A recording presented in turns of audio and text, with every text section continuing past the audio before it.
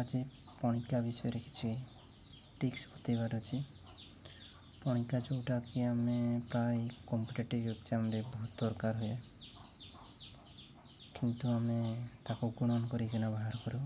किंतु आज आपण मानक मु 9 ରୁ 100 को पणिका ट्रिक्स कहिबी। तो प्रथमे आपण माने मोर चैनल सब्सक्राइब करंतु, लाइक करंतु और ये वीडियो को शेयर करंतु। तो प्रथमे आज आपण मानक मु 9 को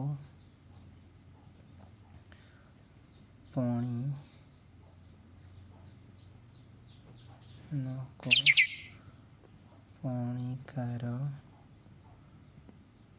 ट्रिक्स कहिबी।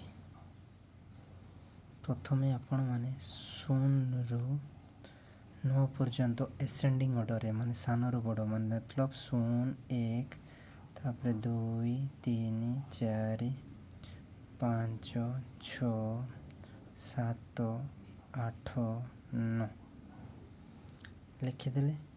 पुणी यह को आउ थे बर्तमान एसेंडिंग ऑर्डर लिखिदेले। बर्तमान ताको डिसेंडिंग ऑर्डर लिखि आने मतलब एपटू जदि मु लिखी 9 8 7 6 5 4 3 2 1 0।